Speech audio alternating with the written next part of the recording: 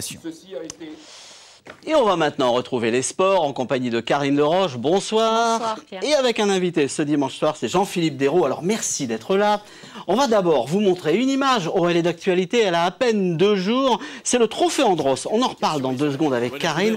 J'aurais d'abord vous dire quelque chose. Vous avez jamais su prendre un virage normalement de votre vie. C'est pas possible.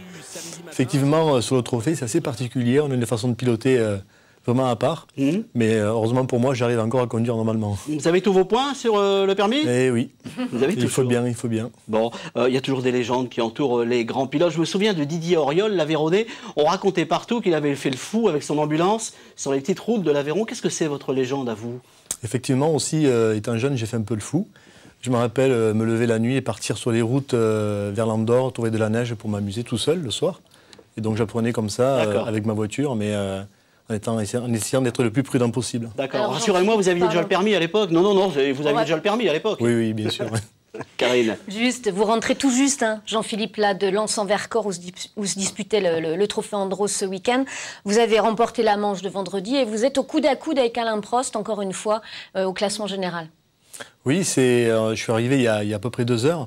La course s'est faite hier soir et vendredi soir. Et voilà, il ne reste plus que 3 manches avant la fin du trophée. Et on est égalité avec Alain Prost. Ça fait 4 ans maintenant qu'il me mène la vie vraiment dure. Ça ne date pas d'aujourd'hui, il était vainqueur en 2007-2008. Vous prenez la relève, vous étiez un peu dans l'antichambre et depuis, vous ne lâchez pas ce trophée Andros. Ben oui, j'ai compris quelques techniques de réglage aussi de pilotage qui m'ont permis d'être aussi vite sur la glace que sur le goudron et de faire la différence depuis 4 ans. Donc on va essayer encore de s'imposer cette année. Je peux dire un petit mot, être le rival d'Alain Prost, je me souviens de ses combats avec Senna, ça ne doit pas être de tout repos.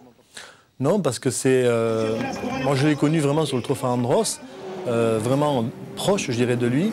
Bien sûr, c'était quand j'étais jeune un peu mon idole en Formule 1 parce que déjà il était français.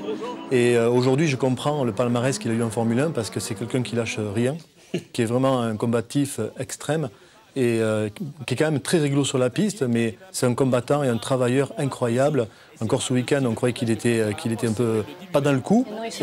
Et au dernier moment, il est là, il ressort et je dirais même par rapport à des pilotes comme Panis, Lagorce, d'autres pilotes qui arrivent de la Formule 1 qui sont plus jeunes, Villeneuve aussi. Parler de, voilà, alors que vous, par exemple, vous n'avez jamais été dans un baquet de Formule 1 et vous êtes complètement autodidacte. Même vous vous entraînez avec des jeux vidéo. On était venu vous voir l'année dernière, vous avez un petit simulateur fait maison.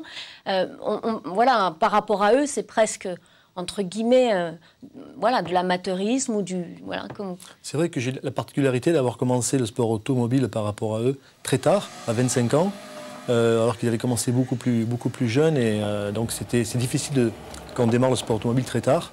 Malheureusement, je n'ai pas pu aller en F1 comme eux, mais aujourd'hui, de me battre contre ces pilotes-là, avec leur expérience et leur métier, c'est très valorisant pour moi de pouvoir m'imposer de les battre. Et ce qui est extraordinaire, c'est que vous changez de voiture, puisque là, cette année, c'est une Mini, l'année dernière, c'est une BM, et qu'à chaque fois, c'est un nouveau challenge, alors que vous avez 3 titres consécutifs là sur ce trophée. Vous avez besoin, à chaque fois, de hisser le niveau, finalement.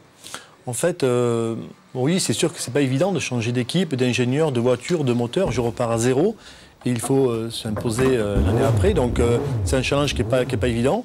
Mais bon, le trophée Andros est particulier dans le monde du sport automobile, dans le sens où le pilote a une part vraiment importante et on peut vraiment faire la différence, même si on n'a pas le plus gros budget. Oui, parce que vous n'avez pas de constructeur. Non, on n'est pas soutenu par un constructeur.